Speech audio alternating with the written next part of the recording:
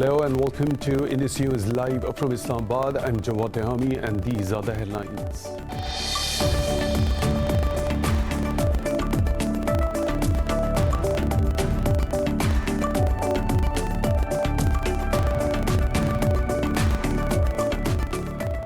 Israeli warplanes continue to pummel Gaza with more airstrikes. The number of Palestinians killed reaches 213, including 61 children. More than 1,500 have been wounded and over 58,000 displaced so far. Nearly 100 other Palestinians have been wounded after Israeli troops fired tear gas at protesters in the occupied West Bank. EU foreign ministers are holding a virtual meeting to discuss the latest situation as the countries pledge aid for Gaza amid fears of a humanitarian crisis.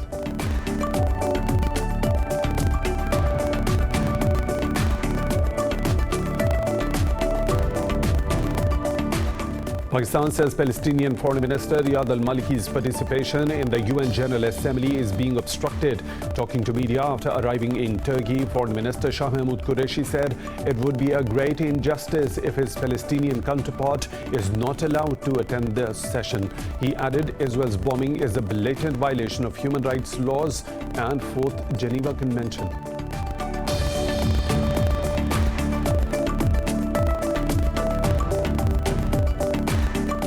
In India, 120 people are missing after a vessel adrift off Mumbai's coast sank during cyclone Tokte.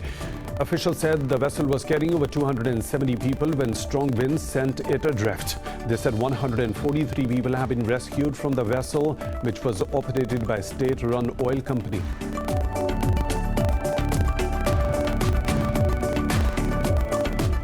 India has registered a record 4,329 COVID-19 deaths and more than 263,000 infections over the past 24 hours. In Pakistan, 135 people lost their lives to the virus and more than 2,500 tested positive overnight. Globally, the virus has claimed more than 3.38 million lives and infected over 163 million people so far.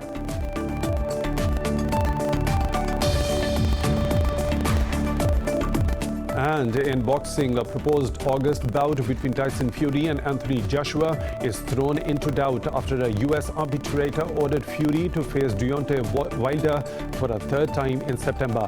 Fury won the WBC World Heavyweight title from Wilder in a rematch in February 2020. The pair were due to fight again, but delays caused by the COVID-19 pandemic prompted Fury to seek an alternative.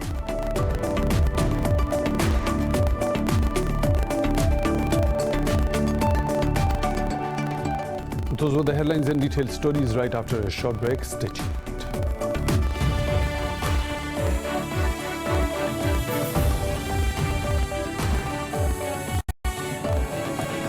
Welcome back, and now with the news in detail. Israel's bombing of Gaza continues for the 9th consecutive day, with 213 Palestinians martyred and nearly 1,400 wounded. Medics say 61 children are also among those killed in Israeli attacks. In its genocidal spree, Israel is targeting health facilities and homes in besieged Gaza, displacing over 58,000 civilians. In the West Bank, nearly 100 people have been wounded as Israeli forces opened fire at a mass protest against the Israeli aggression in Gaza. Meanwhile, international calls for a ceasefire are continuing to mount. EU foreign ministers are holding a virtual meeting to discuss the latest situation as the countries pledge aid for Gaza amid fears of a humanitarian crisis. Earlier, Amnesty International condemned U.S. plans to sell weapons to Israel in the midst of assaults on Palestine.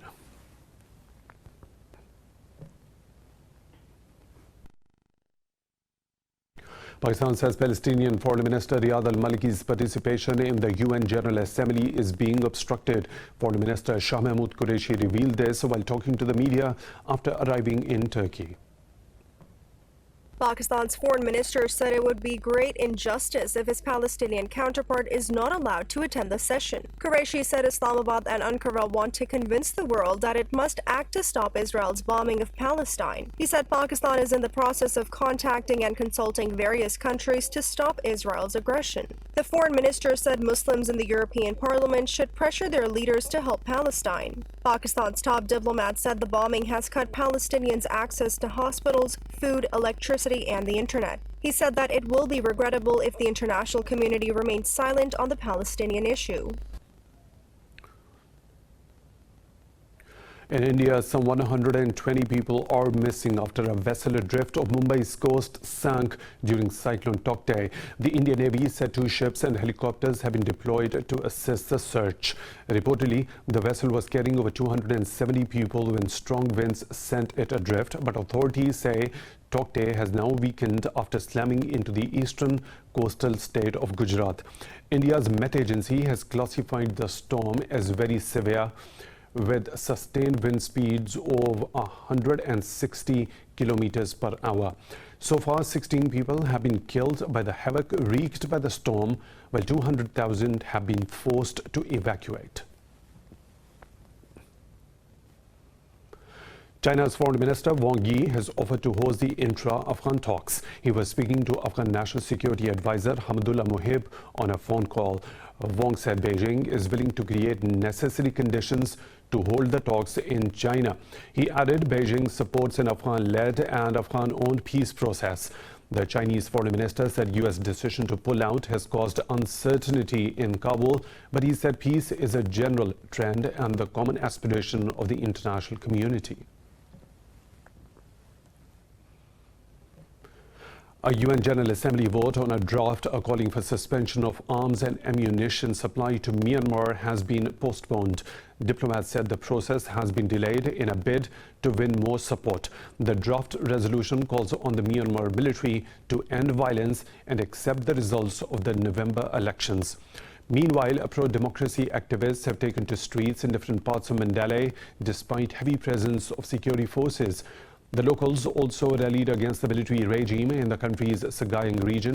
More than 800 people have been killed since the military seized power on the 1st of February. India has reported a record 4,329 deaths due to COVID-19 in the past 24 hours. The number of cases in the country has also crossed the 25 million mark, with 263,000 testing positive overnight. Globally, the virus has claimed more than 3.38 million lives and infected 163 million people so far. More in this report. India has become the second country in the world to have reported 25 million COVID-19 cases after the US. But owing to inadequate testing and lapses in data gathering, the crisis is severely underreported, with many deaths attributed to other causes. The World Health Organization says India now accounts for 50% of daily COVID-19 cases and 30% of daily deaths across the globe. Meanwhile, the capital New Delhi has just 4 days' worth of vaccines left. And India's Medical Association says the country has lost 269 doctors over the past 2 months. The crisis has now penetrated the rural areas, home to nearly 70% of India's 1.3 billion population. If COVID-19 spreads completely in the villages, then no hospital in India can accommodate them because the rural population is very large and the healthcare is fragile. We have to increase testing in the villages, and if the patients could be identified in the beginning and are provided proper treatment, then the pandemic could be prevented from spreading in rural India. A new study has found that COVID-19 vaccines tend to alleviate the symptoms of long COVID. Over in Europe, Germany has announced to scrap its vaccine priority list and start offering jabs to all adults from 7 June. Meanwhile, experts worry that Venezuela's low rate of vaccination means it could take up to 10 years to vaccine the population. This comes as the WHO warns that the world has now reached a situation of vaccine apartheid. I think I would go one step further and say not just that the world is at risk of vaccine apartheid, the world is in vaccine apartheid. As you know, high-income countries account for 15% of the world's population, but have 45% of the world's vaccines. And low and lower middle-income countries account for almost half of the world's population, but have received just 17% of the world's vaccines. So the gap is really huge. In Japan, a top medical organization has thrown its weight behind calls to cancel the Tokyo Olympics, saying hospitals are already overwhelmed. Meanwhile, Thailand has reported its highest surge in daily deaths since the pandemic began. In Pakistan, 135 more people have lost their lives to the coronavirus in the past 24 hours. The country's death toll has risen to 19,752. The Health Ministry has reported another 2,500 cases overnight. Pakistan's caseload is now approaching 883,000. Meanwhile, over 795,000 people have recovered from the disease so far. Health officials say the number of active cases has declined to 67,000. The country's positivity ratio stands at 8.6%.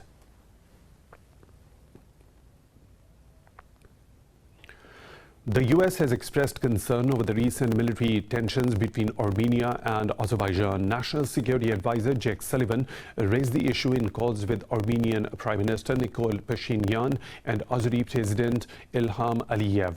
The State Department says Sullivan emphasized that military movements near undemarcated borders are provocative.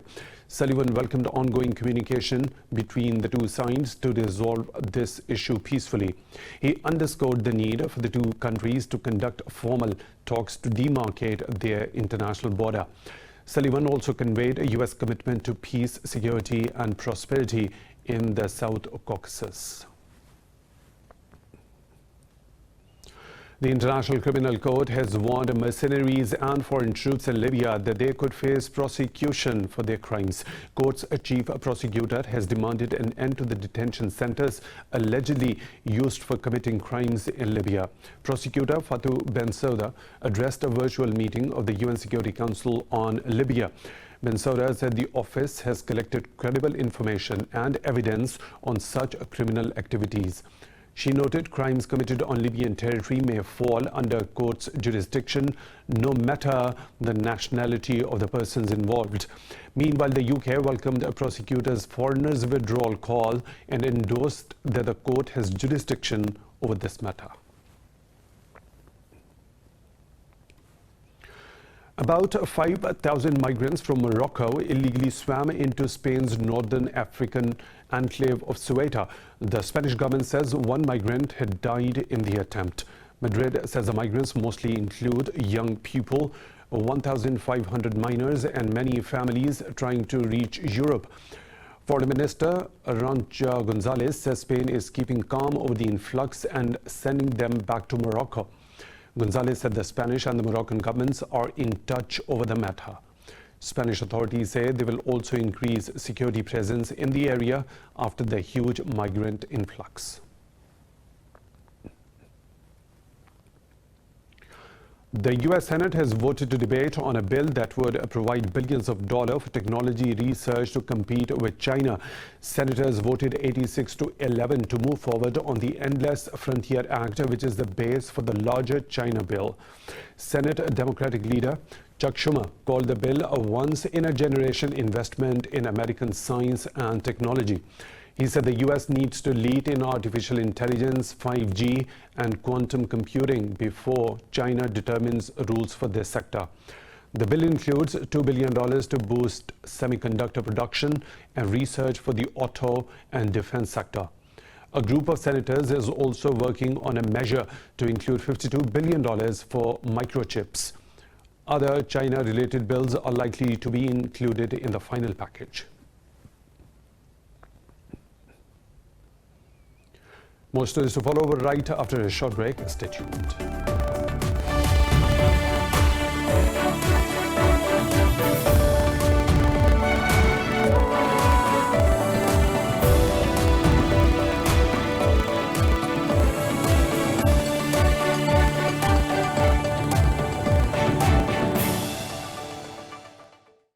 Welcome back. The European Union has extended sanctions against 8 individuals, including Russians, over their alleged involvement in cyber attacks. The curbs also apply to 4 entities and have been prolonged until the 18th of May 2022. In a statement, Brussels said the sanctions include a travel ban and asset freeze.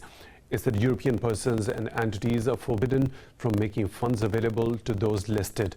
The EU first introduced such sanctions to curb cyber attacks on June 30 last year against Russia, China and North Korea.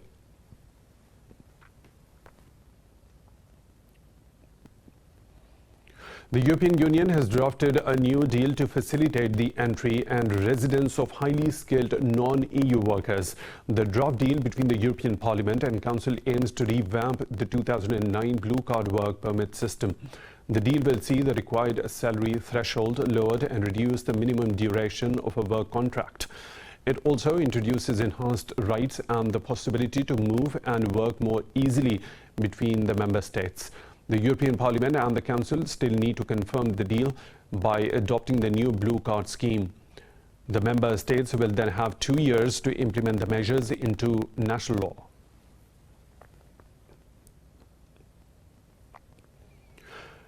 In Australia, a surfer has died in a suspected shark attack off a beach on the mid-north coast of New South Wales state.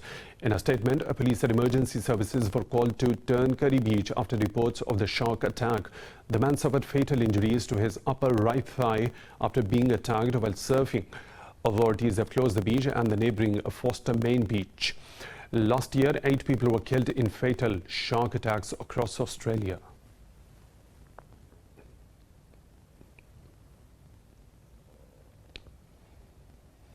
Would you be willing to wash your hands with this French artisan's snail slime soap?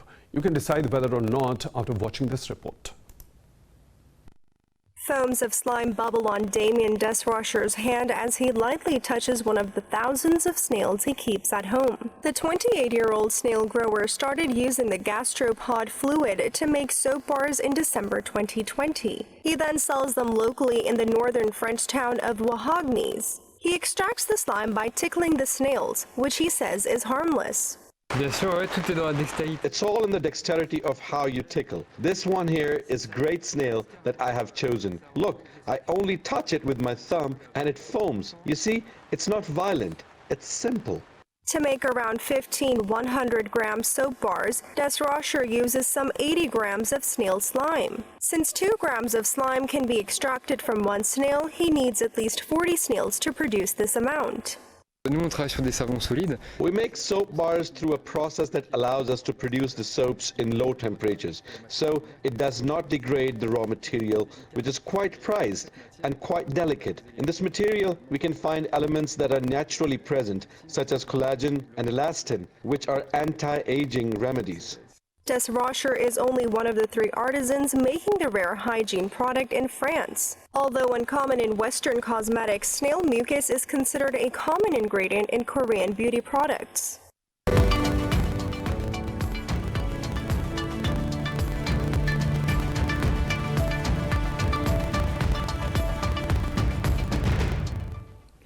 In other business updates, Pakistan received a record remittances of $2.8 billion in April, 56% higher than last year. In a tweet, Prime Minister Imran Khan said he always considered overseas Pakistanis the country's biggest asset. Khan said a record $24.2 billion were remitted in the first 10 months of the fiscal year. In a tweet, the State Bank of Pakistan said there was a 29% increase in remittances. He said worker remittances have surpassed the last fiscal year by over $1 billion. Inflows during the July to April period were mainly sourced from Saudi Arabia, the UAE, the UK and the US. International Monetary Fund's member countries have agreed to clear Sudan's areas to the institution. This was agreed during a conference hosted by French President Emmanuel Macron to kickstart the broader debt relief effort for Sudan. Macron announced the cancellation of Sudan's $5 billion debt to France. He said Paris will also provide Khartoum with a $1.5 billion bridge loan to facilitate external debts. Sudan's foreign ministry said Italy and Germany have also committed to clearing their shares of a total $1.8 billion debt. Norway's ambassador to Sudan said her country would cancel its debt listed at $100 million. Kuwait, who is Sudan's largest creditor by far at $9.8 billion, said it would support debt resolution discussions. Saudi Arabia and China have also announced to reduce and forgive some debt.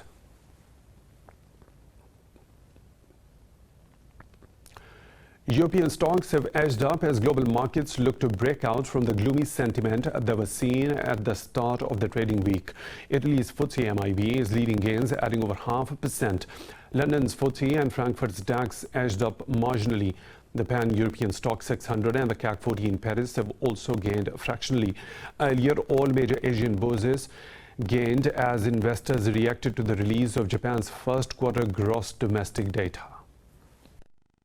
And that is all for now. With the latest updates, you can follow us on social media at Indus.News.